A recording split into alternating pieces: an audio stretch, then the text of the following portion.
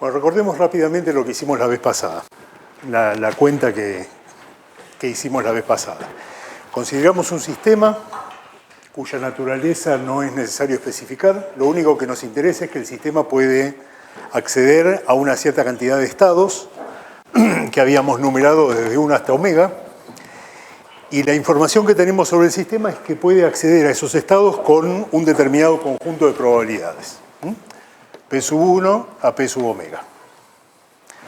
Esas probabilidades están normalizadas a 1 y dado ese sistema consideramos un ensamble, ¿cierto? Es decir, un conjunto de copias, en el caso específico de K copias del sistema, y nos preguntamos cuál era la probabilidad de que el ensamble de K copias del sistema estuviera distribuido entre los estados accesibles a cada una de las copias con un cierto número de copias en cada uno de los estados. Vimos que esa probabilidad se compone de dos factores, esencialmente. Un factor que tiene que ver con las probabilidades propiamente dichas de que cada una de las copias esté en el estado que le tocó, y otro factor que es lo que llamamos las configuraciones, el número de configuraciones que tiene el ensamble distribuido en los estados, que es simplemente la forma en que tengo de acomodar a las copias estas en esos estados con esta distribución en particular. Entonces tenemos por un lado las configuraciones, a las cuales no sé si habíamos introducido esta notación, pero vamos a llamar W, y después están los productos de las probabilidades asociadas a cada uno de los estados o al número de copias que tengo en cada estado. Después nos fijamos en estas probabilidades, en este número de configuraciones, en lo que es el máximo de esta probabilidad, en lo que es el pico de la probabilidad, ¿cierto? Que está ubicado en los valores de K sub 1 a K sub omega que corresponden con el valor esperado, ¿cierto? La esperanza, de hecho, de los números estos, que es simplemente la probabilidad de cada estado multiplicado por el número total de copias que tengo en el ensamble. Y habíamos visto que en el límite en el cual el número de copias es muy grande, el logaritmo de W es una cantidad proporcional al número de copias multiplicado por otro objeto que es una propiedad de la distribución de probabilidad que tengo sobre los estados y que tiene esta forma. Y habíamos dicho que a partir de esto uno define un objeto cuya utilidad va a quedar clara en poco tiempo, que es la entropía de Shannon, estrictamente, de la distribución de probabilidad, que está dada por esta expresión. Es decir, tomo este factor de acá con el signo menos, lo multiplico por una constante que, como dijimos la vez pasada, me va a permitir elegir unidades para S. Cuando necesite ponerle unidades a S, le voy a poner unidades justamente, como se dice, sintonizando ese numerito K, eligiendo el numerito K, pero por lo demás, esta cantidad es una propiedad de la distribución de probabilidad, que yo supuse que es un dato para mi sistema. Yo supuse que los P sub omega, los P sub I, son conocidos. Y esto es entonces lo que llamamos la entropía de Shannon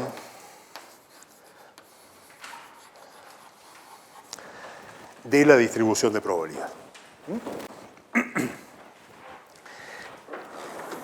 Como creo que también les comenté en la clase pasada, la entropía de Shannon fue introducida por Claude Shannon, un matemático aplicado norteamericano, como la herramienta básica de la teoría de la información, que la creó el propio Shannon. La teoría de la información, el objetivo de la teoría de la información es cuantificar una cantidad que a priori parece bastante abstracta, bastante elusiva, como es la cantidad de información que hay en un mensaje. Esta teoría fue desarrollada, vale la pena mencionar el contexto histórico, en el medio de la Segunda Guerra Mundial.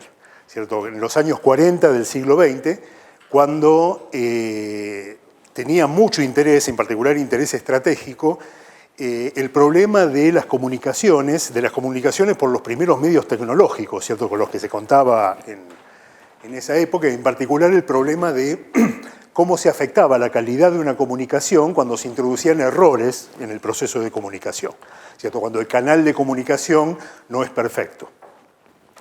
La idea de Shannon es que, en general, un mensaje uno lo puede interpretar como una secuencia de símbolos, ¿cierto? Uno elige un vocabulario, digamos, o un alfabeto con el cual armar el mensaje, entonces el mensaje puede interpretarse como una cadena de símbolos que tiene obviamente mucha estructura interna, no solo en los símbolos en particular, sino en todas las posibles cadenas, digamos, subcadenas de símbolos que puede haber adentro del mensaje, y en esa estructura está justamente la información que transmite el mensaje.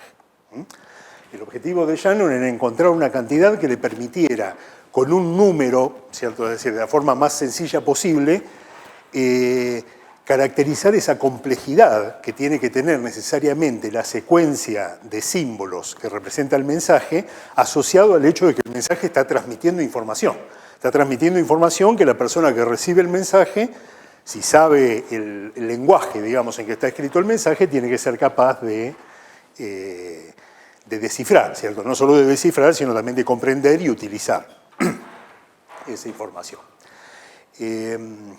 La idea de esta cantidad, introducida por Shannon, y donde en el caso de la teoría de la información las probabilidades estas no se refieren a las probabilidades de los símbolos individuales, sino que más bien tienen,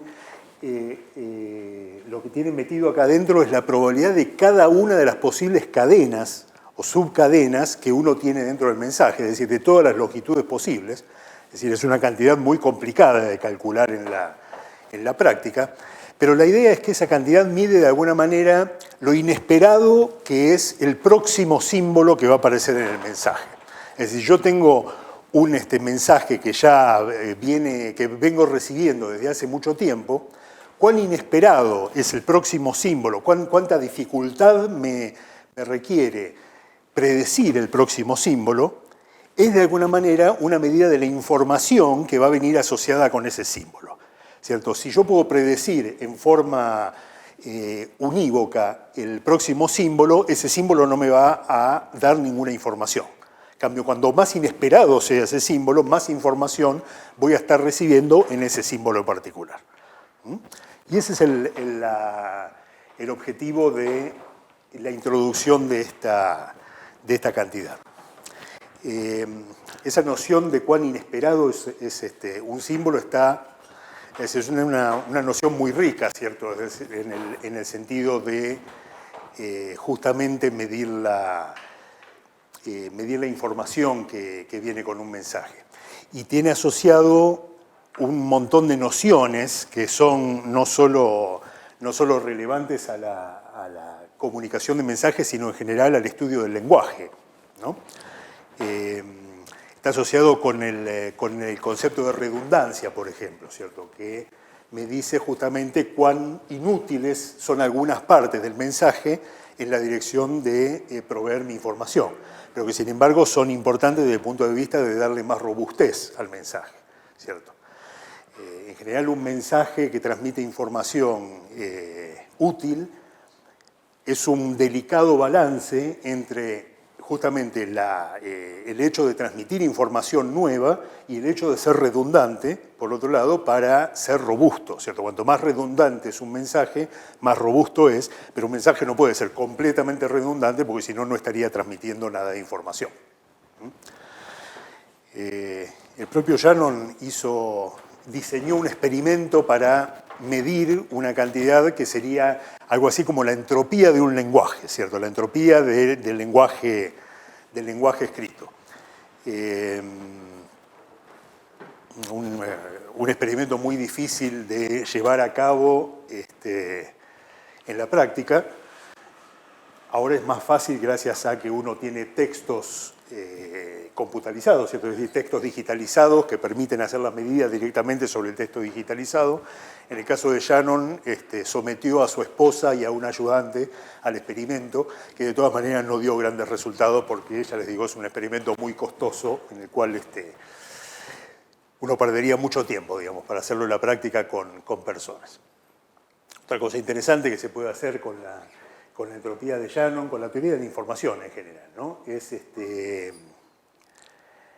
medir cosas como, por ejemplo, cuánta información me da un mensaje sobre otro mensaje, ¿cierto? Es decir, yo tengo dos mensajes en paralelo, medir lo que se llama la información mutua entre dos mensajes. Es decir, cuánta información me da escuchar un mensaje o recibir un mensaje respecto de lo que me dice otro mensaje, que recibo al mismo tiempo. Ese tipo de cosas están metidas adentro de la formulación de la teoría de información, que es, ya les digo, muy interesante. Si alguna vez tienen oportunidad, estudien teoría de la información porque la verdad que es un campo muy rico, ¿cierto? Es un campo que además vincula una teoría formal, ¿cierto? Una teoría matemática formal con un aspecto extremadamente interesante desde el punto de vista de las aplicaciones. También es muy recomendable leer los trabajos originales de Shannon sobre la teoría de la información, porque están muy bien escritos, es decir, a pesar de ser trabajos con contenido matemático, es decir, formal, están muy bien escritos y la verdad que uno aprende mucho leyendo directamente los trabajos. Que por otro lado están accesibles en Internet, por si les interesa buscarlos. En el caso de la teoría de información, se suele elegir a la constante K. Entonces, en el marco de la teoría de la información, se elige a la constante K usualmente como 1 sobre el logaritmo de 2. Eso hace que la entropía quede definida como menos K por la misma suma esta, pero donde aquí en vez del logaritmo natural me queda el logaritmo en base 2, que a veces se denota como LD. El logaritmo en base 2 de P de omega. En este caso, la unidad con la cual queda medida la cantidad S se llama bit.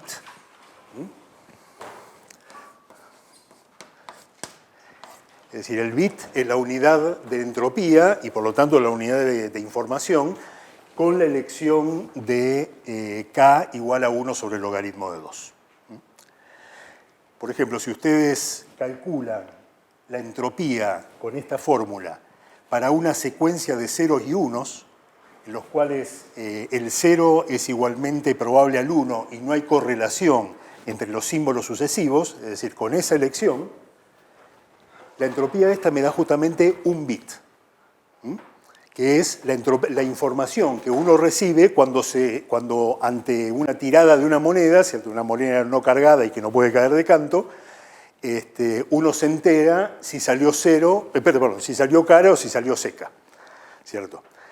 El proceso entonces de tirar una moneda en forma independiente de procesos similares que hayan tenido lugar antes o después, es decir, tirar una moneda en forma completamente no correlacionada con otros eventos, el resultado tiene una información que vale un bit, que es el numerito que uno obtiene, perdón, acá la K ya no la tengo que poner, ¿no? Es decir, ya elegí el valor de K igual a 1 sobre el logaritmo de 2, es el numerito que uno obtiene si acá reemplaza un medio y acá reemplaza un medio. ¿El logaritmo de un medio cuánto vale? El logaritmo en base 2 de un medio. Menos 1, ¿cierto? Es decir, tengo un menos 1 acá, el menos se me da con este de acá, y como acá tengo dos términos, el término que corresponde a la probabilidad del 0 y el término que corresponde a la probabilidad del 1, esto me da un medio más un medio, me da 1. La entropía esa es un bit. Como vamos a ver en el curso, para la entropía de Shannon que vamos a usar nosotros, que es la que me va a permitir hacer la conexión de esta teoría con la termodinámica, la constante K que va a aparecer en la expresión que nosotros vamos a utilizar no es otra cosa que la constante de Boltzmann. Es decir, la constante K que aparece, por ejemplo, en la ecuación de los gases ideales. ¿Sí? Bueno, esto entonces respecto de la entropía de Shannon. También, como les dije la vez pasada, una expresión de este tipo en realidad no es la primera vez que aparece en el marco de la teoría de la información, ¿cierto? Es decir, una expresión de este tipo en la cual uno tiene probabilidades multiplicadas por sus logaritmos habían aparecido ya en una teoría hecha por Boltzmann en la década de 1860, creo que fue, o 1870, con el objetivo justamente, eso es, digamos, uno de los trabajos fundacionales de la mecánica estadística, ¿cierto? El objetivo de conectar procesos mecánicos con leyes de la termodinámica. Pero de eso vamos a hablar bastante más adelante, eventualmente. Bueno.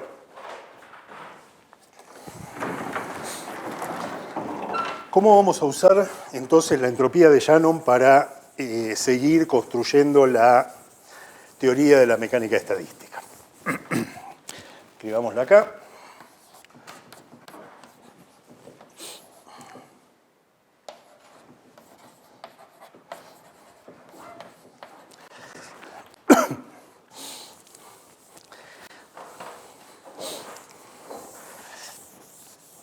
A diferencia del experimento del cual hablamos la vez pasada, es decir, de la cuenta que hicimos la vez pasada, en la cual considerábamos que teníamos un sistema del cual sabíamos a qué colección de estados puede acceder y las probabilidades con las que puede acceder a esa colección de estados, la situación en la cual nos encontramos ahora, si queremos considerar sistemas dinámicos, sistemas mecánicos, es que efectivamente sabemos cuáles son los estados a los cuales puede acceder un determinado sistema mecánico, una vez que definimos el sistema mecánico que estamos estudiando, pero no sabemos qué probabilidad les tenemos que asignar a esos estados.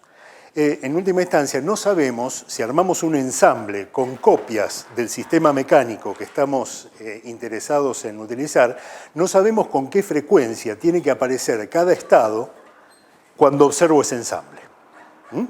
Entonces, ese es el próximo paso que voy a definir y lo voy a hacer a través de un principio, que es el principio fundamental metido en la mecánica estadística. No es el primero que introdujimos, ¿no? Recuerden que también hablamos de la hipótesis ergódica, que también se puede considerar un principio de la mecánica estadística, pero ahora viene la clave, digamos, el principio clave de la mecánica estadística, que es el que me va a permitir armar un ensamble en última instancia, ¿cierto? Es decir con qué probabilidad el sistema que estoy observando está en uno de los estados en que espero que pueda, en que yo sé, en principio, que puede estar.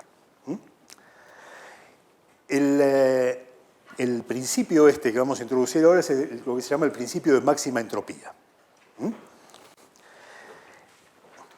Lo que me dice el principio de máxima entropía es que para un sistema mecánico, para el cual, insisto, yo ya sé qué estados a qué estados puede acceder, ¿cierto? Porque yo sé, si justamente lo tengo definido a nivel de la mecánica, los estados a los cuales puedo acceder son sus estados mecánicos, ¿cierto? Es decir, como decíamos la vez pasada, son los diferentes estados que están en el espacio de las fases del sistema. Los estados que quedan típicamente caracterizados por sus coordenadas y sus impulsos, en el caso de los sistemas mecánicos clásicos. Entonces, lo que me dice el principio de máxima entropía es que las probabilidades con las cuales un sistema mecánico accede a sus estados, las probabilidades con las cuales yo voy a observar al sistema mecánico cuando hago un ensamble de copias del sistema, son tales que esta cantidad se maximiza. Si yo corro entonces con esta sumatoria sobre los estados accesibles a mi sistema mecánico, las probabilidades estas van a ser tales, las probabilidades con las cuales yo voy a observar a mi sistema en el ensamble, la frecuencia con la cual voy a observar a mi sistema en el ensamble en un determinado estado, van a ser tales que esta cantidad es lo más grande posible.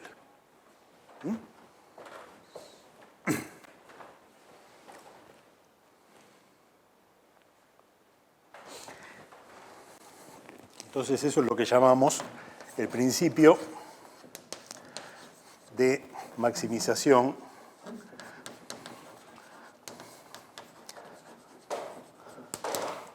de la entropía.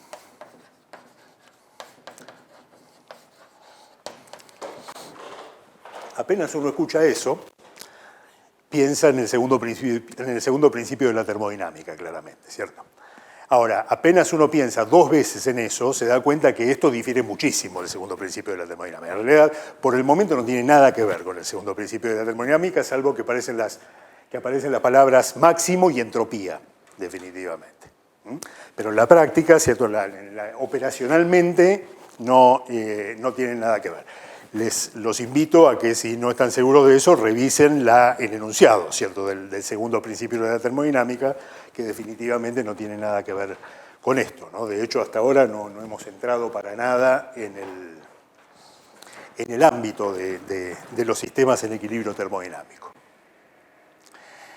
El principio de maximización de la entropía, en todo caso, me da la receta, ¿cierto?, que tengo que usar para encontrar estas probabilidades, ¿sí? Es decir, dado un sistema, me fijo cuáles son sus estados de equilibrio y la probabilidad con que voy a observar al sistema en esos estados es la que hace que esta cosa sea máxima. Así que en última instancia lo que yo tengo que hacer es un proceso de maximización, un proceso matemático, ¿cierto?, de maximización de esta cantidad respecto de estas probabilidades para encontrar cuáles son esas probabilidades. ¿Está bien?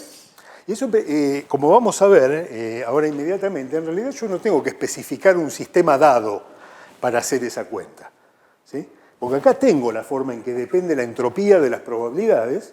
Entonces ahora lo que tengo que hacer es, no sé por qué lo estoy dilatando con tanto discurso, lo que voy a tener que hacer simplemente es una derivada de esta cosa, pedir que respecto de las probabilidades, pedir que esa derivada sea cero, ¿sí? Y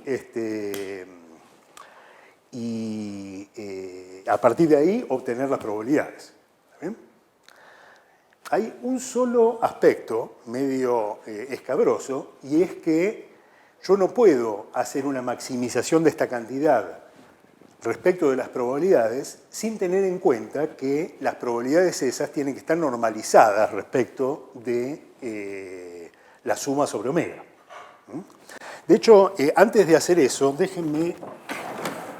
Esto lo tendría que haber hecho hace un ratito, ¿cierto? Pero antes de hacer eso, déjenme analizar un poquito cómo es esa función, como para que tengamos un poquito de idea de qué es lo que uno puede esperar cuando pide la maximización de esa función.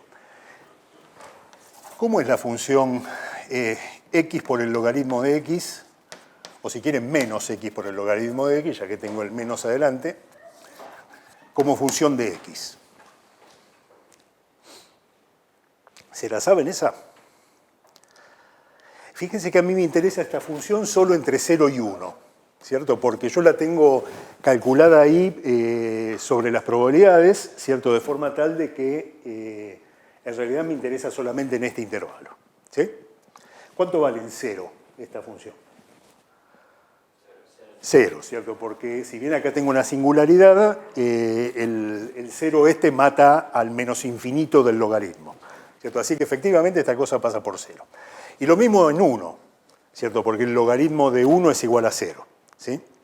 Por otro lado, esta función es siempre positiva en este intervalo, ¿cierto? Porque el logaritmo de x es siempre negativo y tengo el signo menos adelante, ¿sí?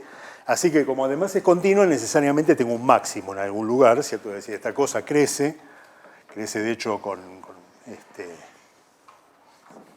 ¿cómo se dice? Con pendiente infinita acá no tiene problemas en el 1, y en algún lugar en el medio, en realidad es más chanfleada esta cosa, ¿cierto? Es una cosa así. Acá en algún lugar, ¿cierto? No sé si es 1 sobre E o alguna cosa por el estilo, ustedes pueden calcular, este objeto tiene un máximo. ¿Está bien? Así que fíjense que como la entropía es simplemente una suma sobre toda la colección de probabilidades de objetos como este, podemos decir rápidamente que la entropía va a ser positiva siempre, ¿cierto? Cualesquiera sean los valores de P, o mejor dicho, no negativa, ¿no? Porque puede ser 0. Justamente va a ser... ¿Cuándo va a ser 0 esa entropía?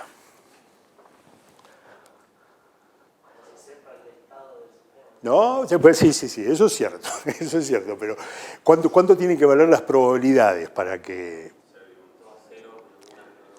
Exactamente, todas cero salvo una que valga 1, ¿cierto? Esa es la situación en la cual S puede valer, o mejor dicho, la única situación en la cual S puede valer 0, ¿sí? En realidad no es una sola situación porque cualquiera de esas probabilidades podría ser la que vale 1, ¿está bien? Así que en realidad son varios puntos en el espacio de las probabilidades, ¿está bien? Por otro lado, la entropía sería máxima si todas las probabilidades valen el valor del máximo que tengo acá, ¿está bien? Pero en general eso no va a ser posible, justamente porque la suma de esas probabilidades no me va a dar 1, ¿sí? Así que el máximo de la entropía, dada la condición de que la suma de las probabilidades tiene que ser 1, va a estar en otro lado. Y eso es lo que tenemos que averiguar dónde está. ¿Está bien? Sí, a propósito, una cosa que también podría haber comentado antes es que esto que estamos diciendo ahora respecto de que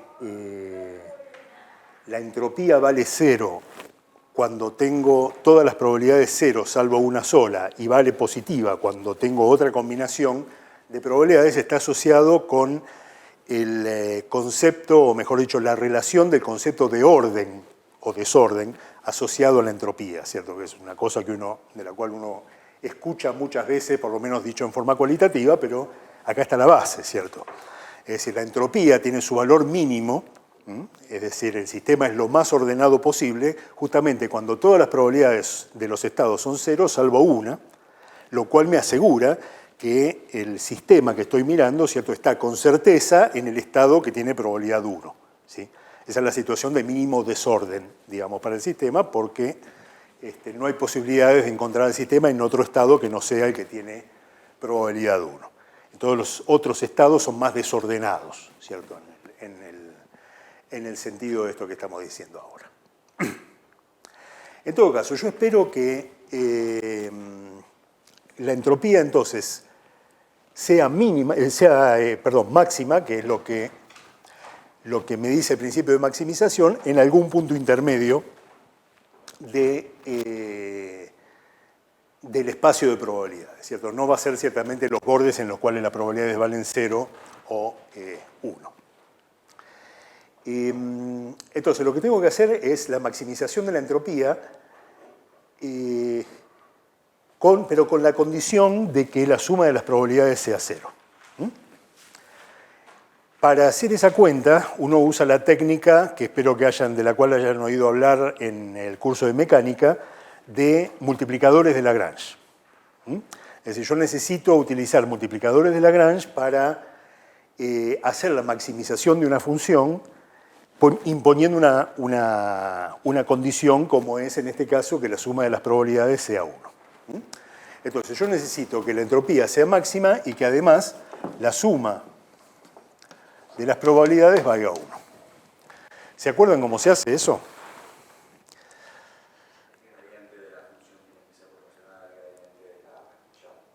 Sí, efectivamente, eso es una forma de ponerlo, ¿sí?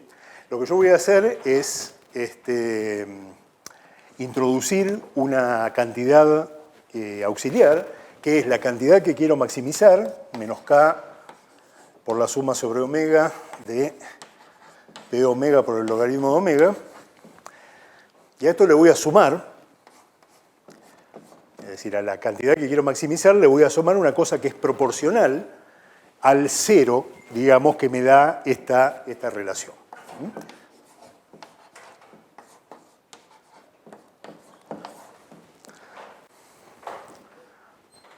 Lo que voy a hacer es entonces derivar S' respecto de cada una de las probabilidades, cosa que no es muy difícil acá porque en realidad S' depende de la misma forma de todas las probabilidades, y después voy a pedir además que esta cosa sea igual a 1. ¿Sí? Entonces, haciendo ese procedimiento me aseguro de que estoy obteniendo un máximo de esta cantidad, que en realidad como estoy pidiendo que esto... Perdón, un máximo de esta cantidad, que como estoy pidiendo que esto sea igual a 0, también corresponde a un máximo de esta cantidad de aquí, con la condición además de que la suma de los PW sea igual a 1.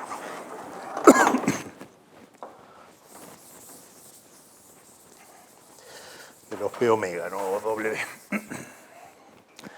Entonces, ¿qué pasa cuando hago la derivada de S' respecto de uno de los P omega? Hagamos la cuenta explícitamente. ¿Qué me da esto? Cada uno de los P omega aparece en uno solo de estos términos, ¿cierto? De forma tal de que en realidad me puedo olvidar de todos los otros, ¿cierto? Y derivo el término en el cual está el P omega que estoy mirando. ¿Está bien? ¿Qué me da eso? Cuando hago la derivada de este primer factor, lo que me queda es el logaritmo de P omega. ¿Sí? Y cuando hago la derivada del segundo factor, me va a quedar 1 sobre P omega, que se me simplifica con este, así que me queda un más 1 acá. ¿Sí? Y del otro término, del término justamente con el multiplicador de Lagrange lambda, lo que me queda es lambda y nada más, ¿cierto? Porque la derivada de esta sumatoria respecto del P omega que estoy mirando me da 1. Lo que tengo que pedir entonces es que esta cosa sea igual a 0. ¿Sí? Después, si alguno se queda con la intriga, puede demostrar que eso me va a dar un máximo, ¿cierto? Acá lo único que estoy pidiendo, lo único que me aseguro es que voy a encontrar un extremo. Pero bueno, por la forma en que tiene la función esta, es razonable que lo que estoy encontrando sea un máximo. ¿Sí? Bueno, y de acá puedo despejar P omega. ¿Sí? P omega me da una cosa que, bueno, ¿cuánto vale? Es lambda sobre K menos 1, perdón. Esto es el logaritmo de P omega, así que P omega me va a dar la exponencial de lambda sobre K menos 1.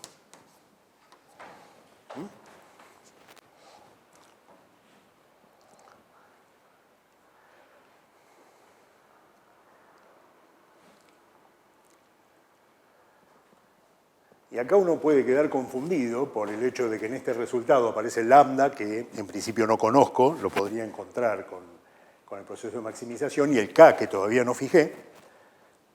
Pero el punto clave de este resultado es que no depende de omega, ¿cierto? No depende del estado que estoy mirando.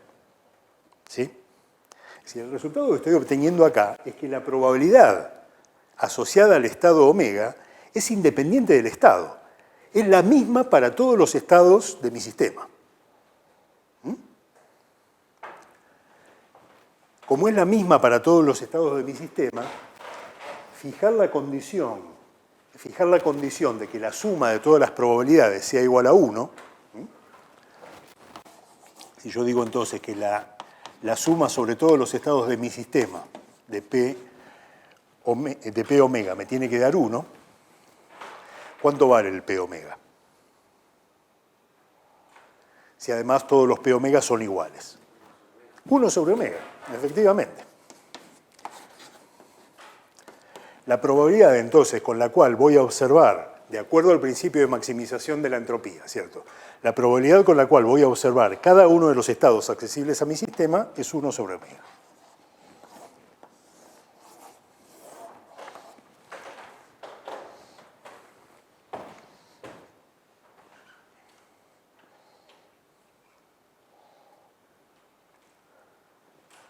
Bueno, y uno dice no puede ser, ¿cierto? ¿Por qué dice no puede ser? Lo que estamos afirmando acá, ¿cierto? Recordemos de dónde partimos, cómo introdujimos la noción de ensamble, ¿cierto? A partir de la hipótesis ergódica. La idea es que el ensamble lo que va a reemplazar son las observaciones sucesivas que yo haría sobre un único sistema, de los estados por los cuales va pasando el sistema a medida que evoluciona, gobernado por las ecuaciones de Hamilton, o las ecuaciones de Newton, o las ecuaciones que yo esté utilizando para describir la evolución mecánica del sistema. ¿Sí? Lo que me dice este resultado es que si yo ahora reemplazo esa evolución temporal por la noción de ensamble, utilizando la hipótesis ergódica, el ensamble que tengo que construir para representar a mi sistema mecánico es un ensamble en el cual las copias de mi sistema están distribuidas uniformemente sobre todos los estados posibles del sistema. De forma tal de que la probabilidad de observar un estado un estado del sistema, eligiendo al azar en el ensamble uno de los sistemas para mirar su estado, es la misma para todos los estados del sistema mecánico del cual estoy hablando. Esa es la predicción que resulta, que resulta del principio de maximización de la entropía. Que esto funcione o no funcione es una cosa que tenemos que ver justamente cuando la hagamos funcionar, definitivamente, ¿cierto? Pero a esta altura la verdad que parece una cosa bastante tirada de los pelos. Si bien fíjense que nos acerca un poquito más a la noción que sabemos que proviene de la mecánica a la propiedad de recurrencia de los sistemas mecánicos. ¿Cierto? Esto me está diciendo que si yo tuviera efectivamente la oportunidad o la posibilidad de observar un sistema a lo largo del tiempo, yo lo vería uniformemente distribuido en el área del espacio de las fases en la cual le toca vivir a ese sistema mecánico. Una vez que yo fijé las condiciones iniciales, fijé la energía total del sistema, entonces el sistema se va a mover por una zona del espacio de las fases con con los constraints, las restricciones que tenga, y el teorema de recurrencia lo que me dice es que yo voy a volver indefinidamente a cualquiera de los puntos de ese dominio, ¿cierto? En particular a la condición inicial, pero en general a cualquiera de los puntos. Esto lo que me dice es que esa vuelta va a ocurrir de forma tal de que ese dominio del espacio de las fases se cubre en forma uniforme. Es decir, de alguna manera reconecto con la idea de recurrencia a partir de este resultado. Este resultado es el que se suele llamar de equiprobabilidad.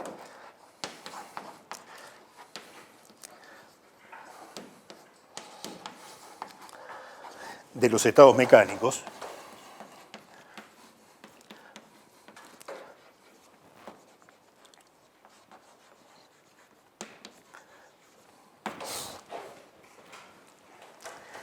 Y a veces, ustedes probablemente se lo encuentren en algún texto de esta forma, se suele proponer como el principio fundamental de la mecánica estadística, ¿cierto? En vez de hacerlo a partir del principio de maximización de la entropía, como estamos haciendo nosotros, a veces se propone la equiprobabilidad de los estados mecánicos como el principio con el cual uno funda, digamos, la descripción de los sistemas en mecánica estadística.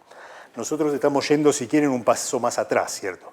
Lo cual, de paso, nos da una ilustración de que en realidad los principios de cualquier teoría, en este caso de la mecánica estadística, uno los puede plantear a muchos niveles, ¿cierto? Acá nosotros estamos haciendo las cosas a partir de un principio de tipo variacional, como es la maximización de la entropía, de la cual dedujimos esto. Uno podría partir directamente desde esto y a partir de ahí seguir adelante. Y de hecho, como les digo, en algunos textos se parte de esta situación. Es una situación parecida a la cual uno tiene en la mecánica clásica, por ejemplo, cuando uno puede definir la mecánica clásica a partir de las leyes de Newton, ¿cierto? Pero sabe, por lo menos si ya hizo un curso de mecánica clásica un poco más avanzada, que las leyes de Newton en realidad las puede deducir a partir de un principio más fundamental, que justamente también es un principio de tipo variacional, ¿cierto? Que es el principio de, ¿cómo se llama? De minimación, exactamente.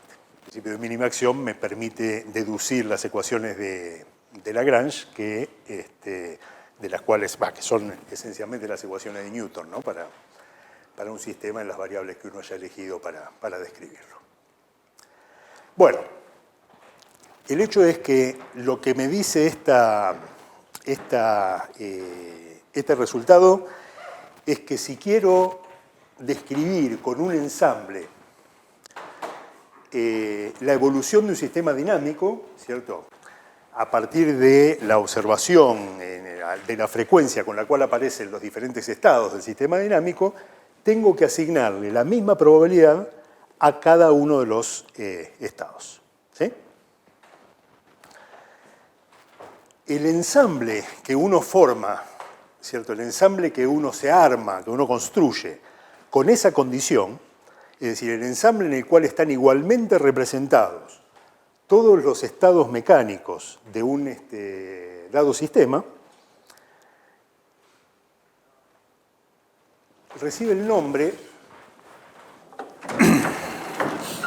de ensamble microcanónico.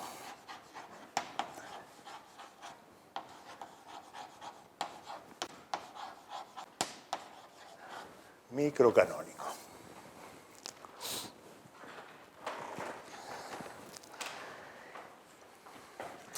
Que tenga un nombre especial, ¿cierto? Y además medio complicado, como microcanónico, sugiere que debe haber otros ensambles. Y efectivamente hay otros ensambles y ya vamos a hablar de ellos hoy mismo, de hecho. Pero ese conjunto, entonces, de copias del sistema mecánico en el cual cada uno de los estados está representado con la misma probabilidad es lo que uno llama el ensamble microcanónico. Lo que vamos a ver es que el ensamble microcanónico nos da un marco para trabajar, ¿cierto? Es el más básico en el sentido de que, bueno, no confundamos las cosas, ya vamos a ver cómo uno introduce otros ensambles y cómo difieren del microcanónico para ver cómo interpreta uno cada uno de esos ensambles. Obviamente estas cosas así presentadas, por otro lado, suenan muy abstractas, definitivamente, ¿cierto? Y son muy abstractas.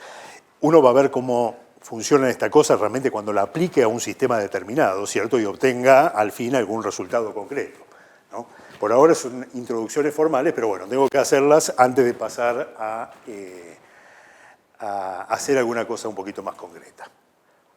Algo que sí me interesa hacer es calcular la entropía. Porque fíjense que ahora que yo tengo las probabilidades en el ensamble microcanónico, puedo meter las probabilidades adentro de la entropía y calcular cuánto vale la entropía. ¿Sí? Ese es un resultado que nos va a interesar tener, como ya van a ver la próxima clase, justamente para empezar a hacer la conexión con la termodinámica. ¿Y cuánto vale la entropía de Shannon? Cuando yo pongo la probabilidad igual a 1 sobre el número de estados. La entropía de Shannon va a ser menos K por la suma sobre omega, de 1 sobre omega, por el logaritmo de 1 sobre omega. Pero el logaritmo de 1 sobre omega es menos el logaritmo de omega. ¿Está bien? Fíjense que esto deja de depender del estado específico que estoy mirando. Y la suma sobre omega del 1 que me queda acá cuando saque esto de factor común me va a dar omega, ¿sí? De forma tal de que esta cosa es K por el logaritmo de omega, ¿sí? Está bien.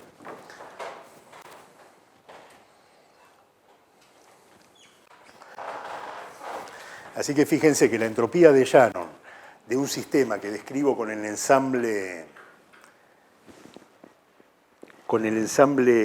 microcanónico es simplemente proporcional al logaritmo del número de estados que tiene,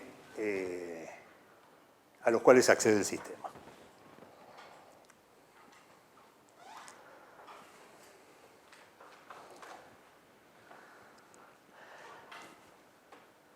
Visto así, ya es un resultado medio preocupante, ¿no? A pesar de que algo bueno debe tener, porque esta fórmula está escrita en la tumba de Boltzmann, en el cementerio de Viena, ¿cierto? Como su epitafio, ¿cierto? Las palabras finales dedicadas a Boltzmann por quienes lo enterraron son S igual a K por el logaritmo de omega. Creo que en realidad en el cementerio la omega está representada con una W, pero bueno, es una cuestión de notación que no es muy importante. ¿Por qué digo que es preocupante este resultado? Este resultado me dice que para un sistema mecánico en una órbita, a lo largo de una órbita dada por una determinada condición inicial, la entropía es K por el logaritmo del número de estados. Ahora, ¿cuál es el número de estados de un sistema mecánico a lo largo de una órbita determinada?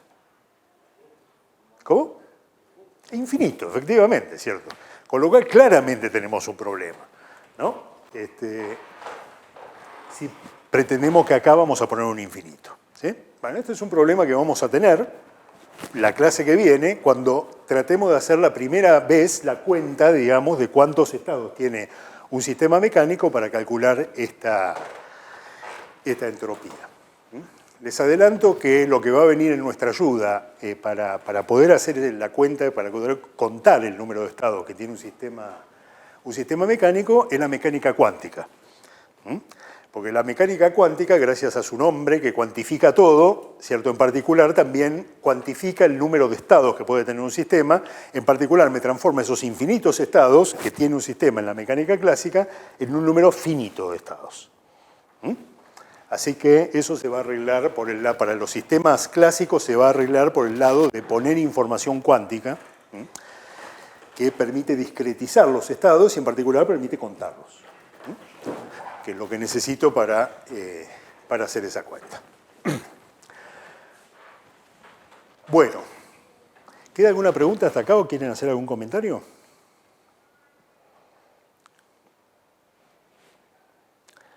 Insisto, esto así parece muy abstracto, ¿cierto? Parece tomado de los pelos, el principio de maximización de la entropía me acaba de llevar a este resultado que, wow, es bastante inesperado si uno lo piensa un poco, y esto vamos a tener que verlo funcionando para efectivamente confirmar que es una cosa efectiva.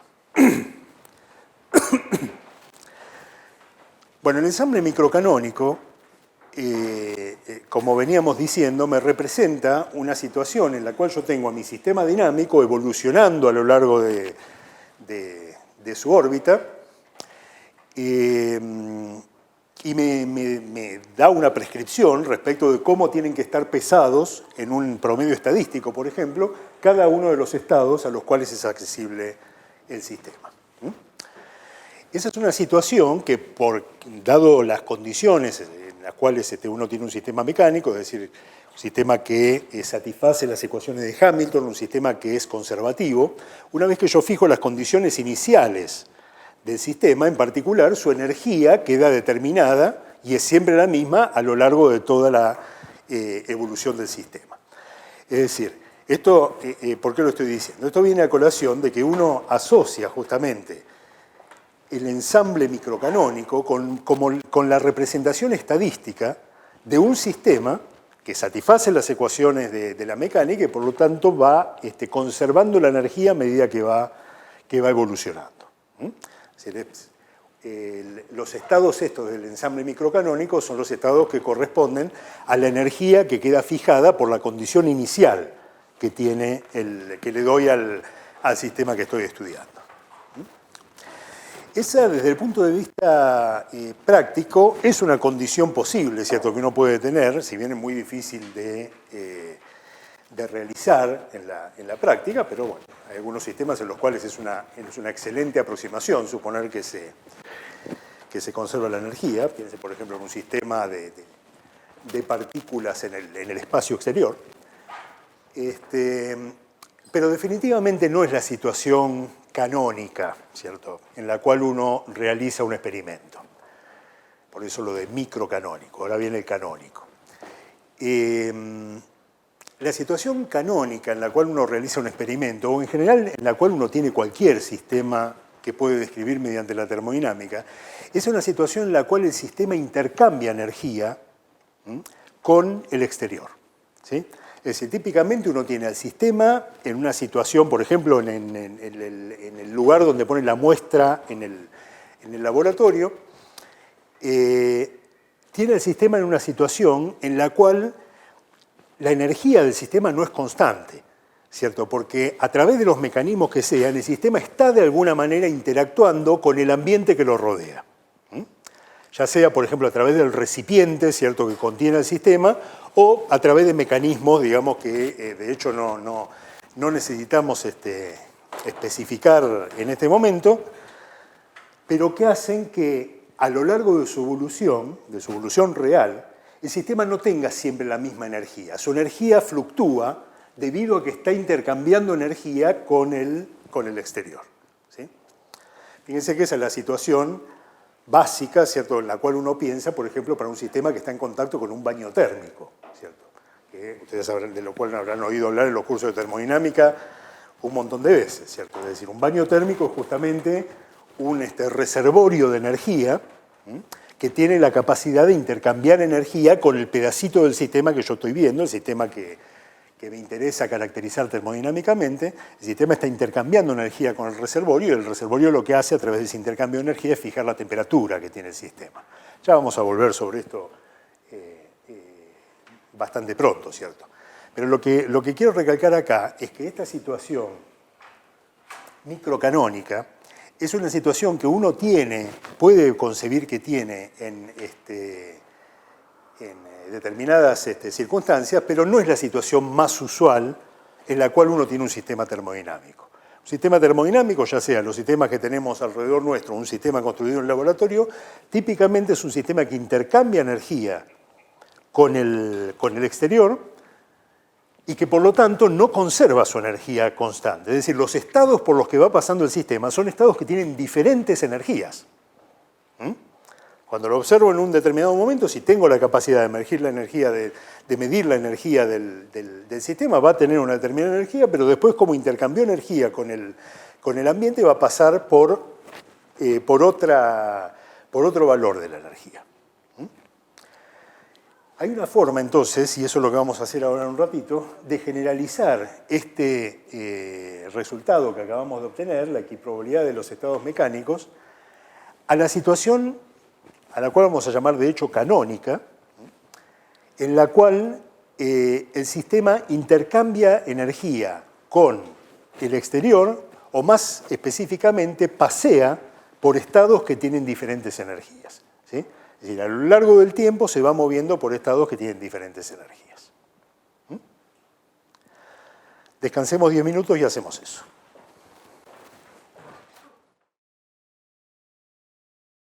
Bueno, vamos a implementar entonces el asunto de considerar un sistema que a lo largo de su evolución va pasando, a diferencia de lo que pasa si el sistema satisficiera las ecuaciones de Hamilton, va pasando por estados de diferente energía. E insisto que la situación que uno tiene en mente cuando considera esto es un sistema que intercambia energía con el exterior, por ejemplo con un baño térmico, de forma tal de que su energía no se mantiene constante a lo largo del tiempo. Eso implica que cada uno de los estados por los cuales puede pasar el sistema ahora tienen diferentes energías. Entonces yo, además de asignarle a cada estado una probabilidad, que todavía no conozco y que tengo que obtener justamente a partir de la maximización de la entropía, lo que voy a suponer sí es que conozco las energías de los estados por los cuales puede pasar el sistema. Es decir, hay unos numeritos, epsilon 1 a epsilon omega, que son las energías de cada uno de los estados. Supongo que la conozco, y que las conozco a las energías, porque yo conozco cuál es la mecánica de mi sistema, ¿cierto? Es decir, yo he definido mi sistema a nivel de la mecánica y entonces sé cuáles son las energías que tienen los diferentes estados por los cuales puede pasar el sistema. La energía es simplemente la cuenta que hago calculando típicamente la energía cinética más la energía potencial, que depende de velocidades o de impulsos y posiciones, así que puedo calcularlas. Para lo que voy a utilizar las energías en el proceso de maximización de la entropía es para poner una condición adicional que tienen que satisfacer las probabilidades. Además, adicional quiero decir es adicional a la normalización de las probabilidades. Yo voy a pedir que las probabilidades maximicen la entropía, pero que sean tales que la energía promedio que tiene el sistema sobre los estados que visita sea un número prefijado, que voy a elegir yo.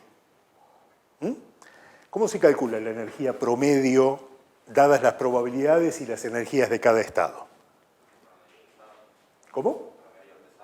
Un promedio pesado, exactamente. Es un promedio pesado en el cual lo que hago es justamente pesar cada una de las energías por la probabilidad correspondiente, ¿sí?, sumado sobre todos los estados, y entonces lo que voy a pedir es que este objeto, esta cuenta, sea un número, al cual voy a llamar E grande, que es la energía media que va a tener mi sistema a lo largo de su evolución, ahora ya no la evolución regida por las ecuaciones de Hamilton, sino adicionada con el mecanismo de intercambio de energía que tenga con el ambiente. Fíjense que formalmente este objeto no difiere mucho, matemáticamente si quieren, de esta condición que puse acá, ¿cierto? Esto también es un valor medio, así como este es el valor medio de las energías, al cual pido que valga una determinada cantidad que es fijo, esto es el valor medio del número 1, ¿está bien? Al cual obviamente no le puedo fijar otro resultado que no sea 1, ¿no? Porque el número 1 seguramente tiene como valor medio 1 sobre cualquier colección de estados. El hecho es que yo ahora voy a utilizar estas dos condiciones para, en esta nueva situación que estoy considerando, que como les digo es la situación canónica, maximizar la entropía. Como ahora tengo dos condiciones, lo que voy a necesitar es introducir dos multiplicadores de Lagrange, de forma tal de que la cantidad auxiliar que voy a maximizar para encontrar las probabilidades es menos k por la suma sobre omega de p omega por el logaritmo de omega, por el logaritmo de p omega. Le voy a agregar un primer término que va a tener la misma forma que pusimos antes, ya no me acuerdo con qué orden lo pusimos, pero bueno, no importa eso.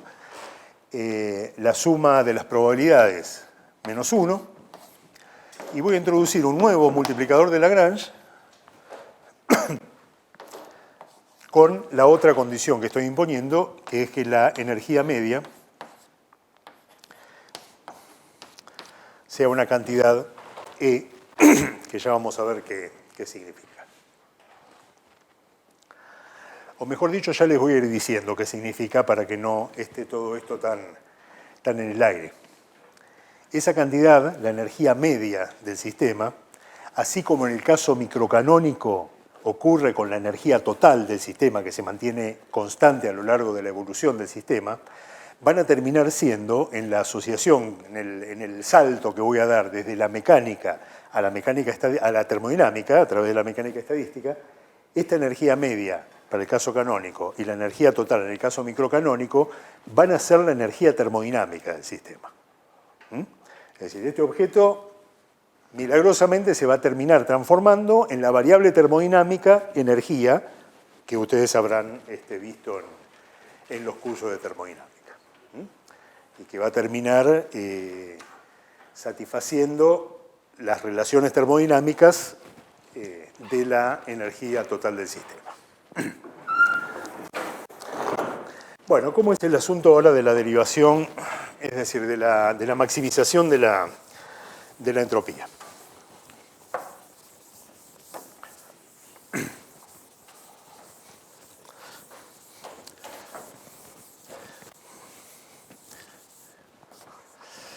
Hagamos entonces la derivada de C' respecto de cualquiera de las probabilidades.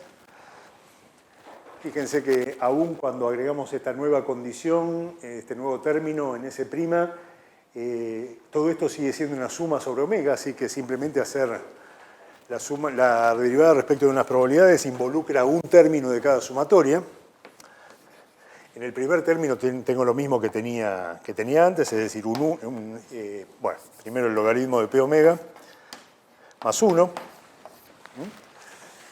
que es la derivada del p por el logaritmo de p. Del segundo término tengo más lambda. Y del tercer término tengo más lambda prima por epsilon omega.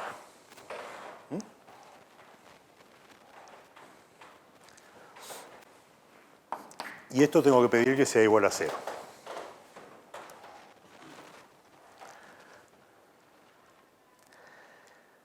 Bueno, fíjense que a diferencia de lo que pasaba en el microcanónico, ahora el P omega que voy a obtener de esta relación no es independiente del estado que estoy mirando.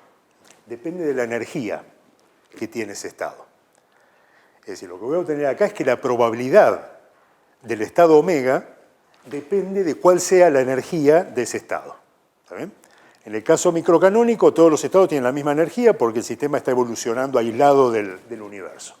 En este caso, donde hay intercambio de energía, cada estado tiene su energía, y lo que me está diciendo ya esta expresión de acá, que ahora voy a despejar, es que la probabilidad de cada estado, la probabilidad con la cual tengo que armar el ensamble que estoy considerando en esta nueva situación, va a depender de la energía. Bueno, acá uno puede despejar P omega como función de epsilon. Bueno, hagámoslo. Total, no es tan costoso. Vamos a ver cómo hacemos acá. Menos K por el logaritmo de P omega. Voy a pasar todo el resto del otro lado. Me va a dar menos lambda prima por epsilon omega más K, ¿no? Así que puedo dividir todo por menos K y me va a quedar entonces aquí el logaritmo de P omega va a ser lambda más lambda prima epsilon omega menos K, todo dividido K.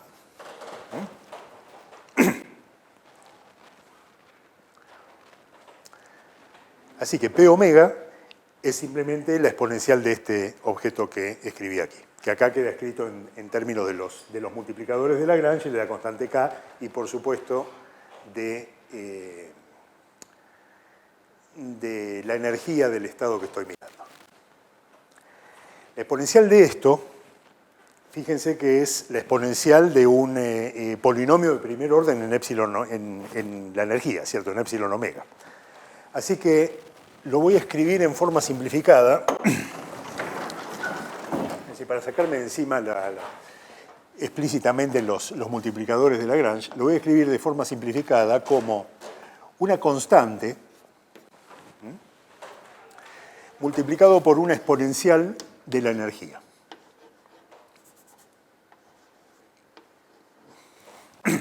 Donde las cantidades zeta y beta son combinaciones apropiadas de lambda, lambda prima y K. ¿Sí?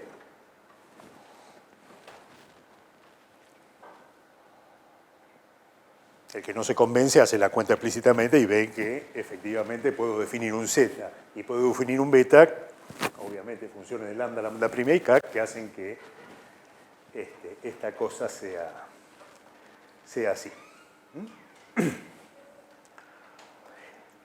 El punto crucial es notar que ni zeta ni beta dependen de la energía. Es decir, yo en esta deducción aislé, digamos, toda la dependencia de la energía que está acá. El signo S que le puse a beta es para enfatizar el hecho de que en todos los sistemas reales, efectivamente, el numerito que acompaña a la energía en la exponencial esta es efectivamente un número negativo.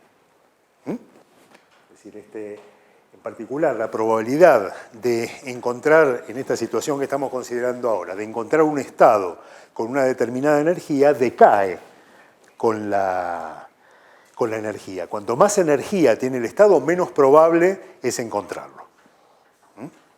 Eso, fíjense que tiene sentido que sea efectivamente una exponencial que decae, porque si no, muy probablemente tendríamos problemas, por lo menos para una gran clase de sistemas, después resulta que para todos los sistemas, para que se satisfaga esta relación que está acá, ¿cierto? Es decir, cuando un sistema, piensen en un gas, por ejemplo, ¿cierto? Si yo tengo un sistema de partículas que está interactuando con el ambiente, en principio no hay límites para la energía que puede tener el gas, ¿cierto? Es decir, yo podría, simplemente chupando energía desde el ambiente, podría hacer que la energía del gas creciera todo lo que yo quisiera, ¿sí? De forma tal de que en esta suma que está aquí yo tendría que considerar una suma sobre estados que pueden tener energías arbitrariamente grandes. Si esta probabilidad crece con la energía, difícilmente pueda satisfacer la normalización que le estoy pidiendo. Es decir, o mejor dicho, el valor medio que estoy pidiendo para estos estados, que este promedio pesado que estoy haciendo de las energías me dé un valor finito. Es decir, si las energías fueran creciendo indefinidamente y los estados de mucha energía tuvieran cada vez más probabilidad, porque esto en vez de ser una exponencial decreciente fuera una exponencial creciente, tendría problemas para satisfacer esta condición que, bueno, ahora tengo que imponer, ¿cierto? Es decir, yo tengo que pedir que efectivamente estas cosas, estas probabilidades que acabo de escribir acá, satisfagan estas dos condiciones. Y de hecho, para eso justamente tengo dos constantes acá no determinadas, que son las combinaciones apropiadas de lambda, lambda prima y k, que lo que voy a hacer es justamente fijarlas a partir de las dos condiciones que tengo que imponer sobre la probabilidad, que la probabilidad esté normalizada y que se satisfaga esta condición de acá. En todo caso, ahora vamos a escribir esas condiciones. El ensamble, ¿cierto? El conjunto de estados que yo utilizo el conjunto de sistemas, de réplicas del sistema, que utilizo para representar la evolución de un sistema solo a través de la hipótesis ergódica, elegido de forma tal de que las probabilidades de los diferentes estados satisfacen esta relación de acá, es lo que vamos a llamar el ensamble canónico.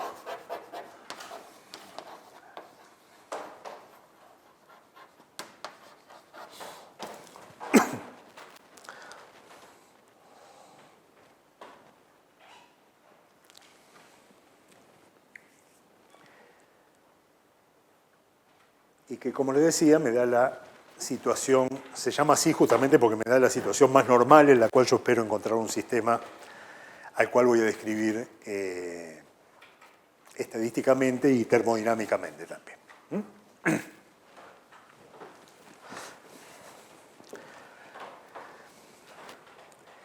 Vamos a ver qué pasa si trato de fijar las condiciones de normalización, es decir, la condición de normalización de la probabilidad y la energía media sobre la probabilidad P omega, que la probabilidad esta con la forma exponencial de la dependencia con la energía. A propósito, este numerito que está acá, que es lo que me da la dependencia que tiene la probabilidad canónica con la energía, es lo que a veces se llama el factor de Boltzmann. No sé si lo escucharon esto alguna vez, pero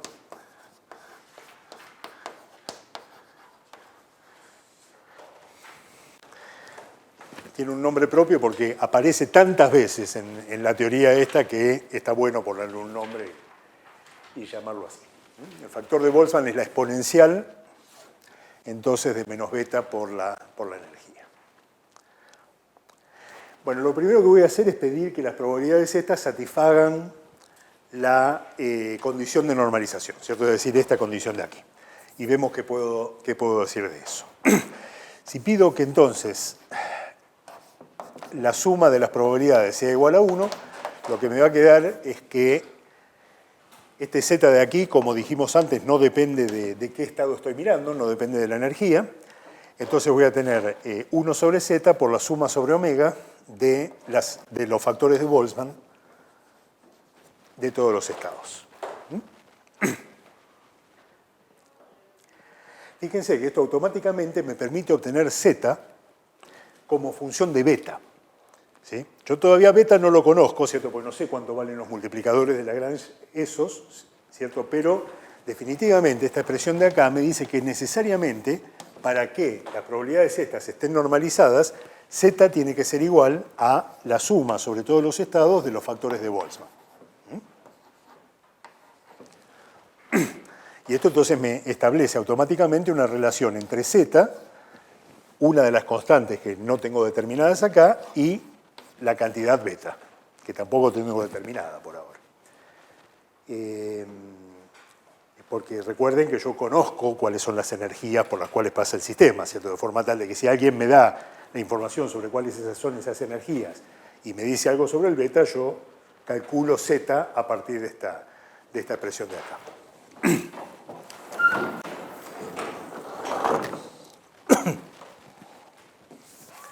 La cantidad Z, ¿sí?, la suma de los factores de Boltzmann sobre todos los estados del sistema, es lo que se llama, dentro de la teoría del ensamble canónico, la función de partición.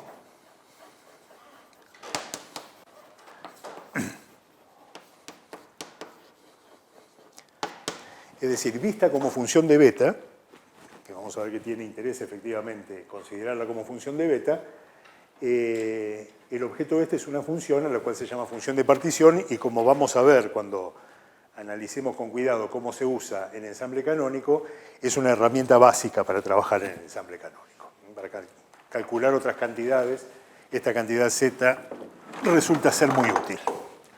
Por ahora no es otra cosa que la cantidad por la cual yo tengo que dividir a las probabilidades para que la probabilidad esté normalizada, ¿sí? Entonces, una vez que introduzco la forma de la función de partición de la cantidad de esta Z, el P omega es E a la menos beta epsilon omega dividido esta sumatoria, para la cual voy a introducir una nueva variable de suma para no confundirme con esta omega que tengo afuera.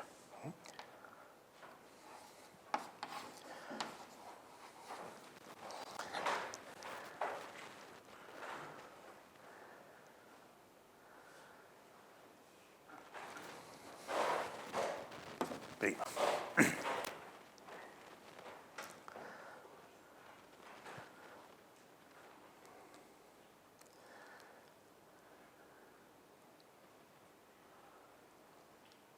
Así que esa es la forma que tiene la probabilidad, ahora con un solo parámetro no determinado todavía, que es este parámetro beta, ¿sí? Las energías las conozco, así que esta es la forma que tengo. Y el parámetro beta va a venir de aplicar la segunda condición que tienen que cumplir estas probabilidades, que es que la suma de las probabilidades multiplicada por la energía me den este número, la energía media del sistema, que, bueno, supongo que es una cosa conocida que alguien me da desde afuera, ¿sí? Y eso lo que me dice, entonces, es que E, la energía, tiene que ser igual a la suma de estas cantidades sobre omega multiplicado por el valor de cada energía. Esta cosa no depende de omega, ¿cierto? Cuando hago esta suma, entonces esta cosa sale afuera de la suma sobre omega, y entonces puedo escribir la energía como la suma sobre omega de epsilon omega por E a la menos beta epsilon omega dividido la suma sobre omega prima de E a la menos beta epsilon omega prima.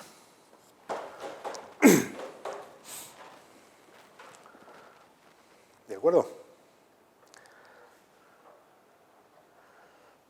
Ahora la prima de abajo está medio de más, ¿cierto? Es decir, me la podría olvidar, pero bueno, dejémoslo expresado así.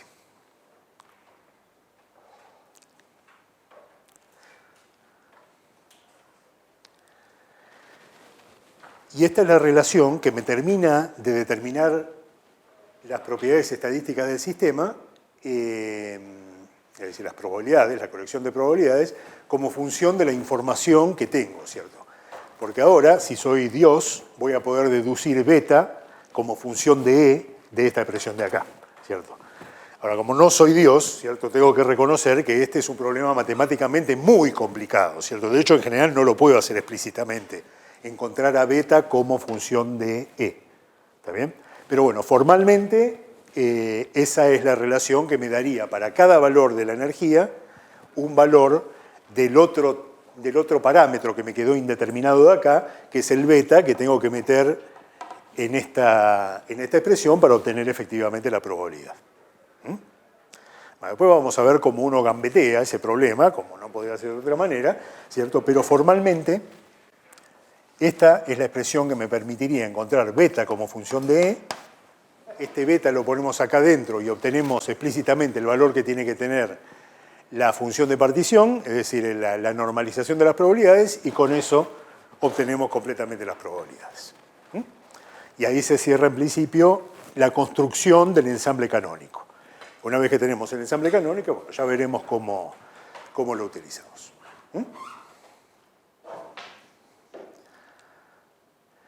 Bueno.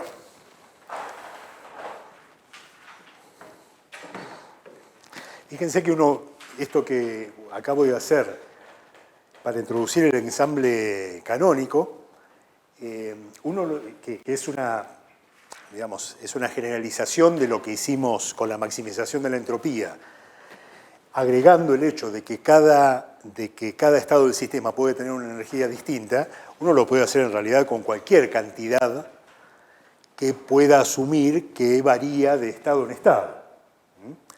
Esto que hicimos con la energía acá, uno lo podría hacer con cualquier otra variable que en una determinada situación considere que varía de estado en estado.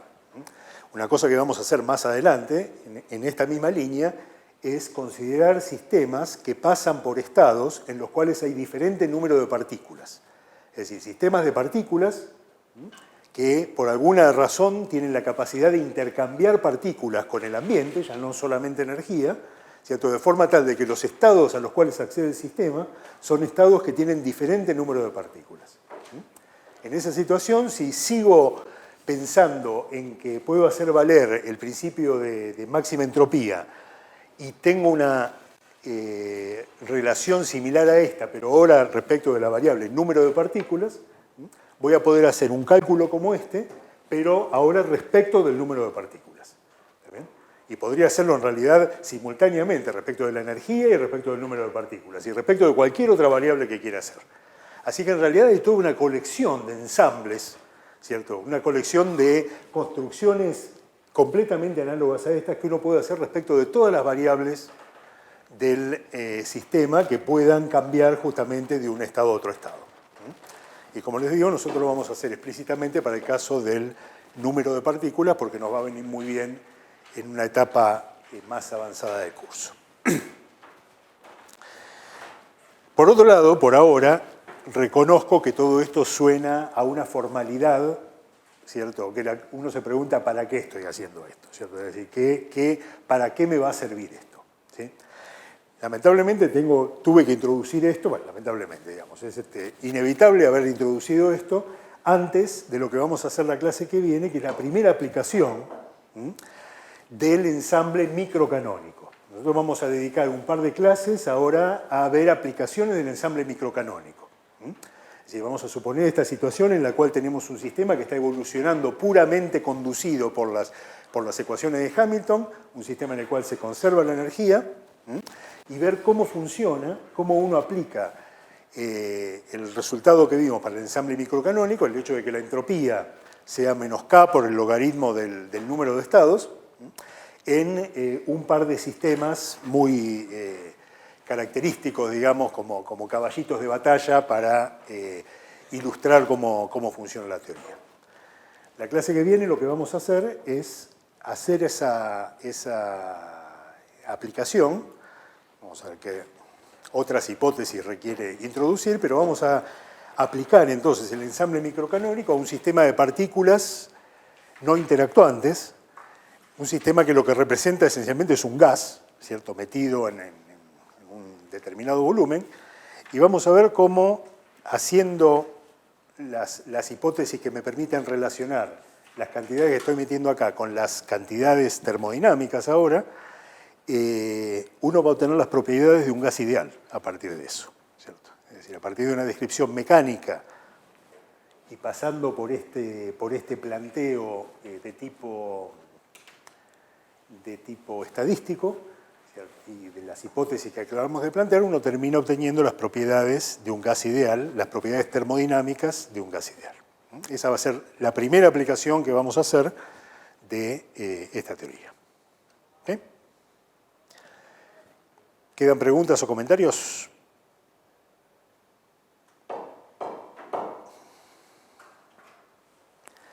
Nada. Bueno, entonces dejamos acá por ahí.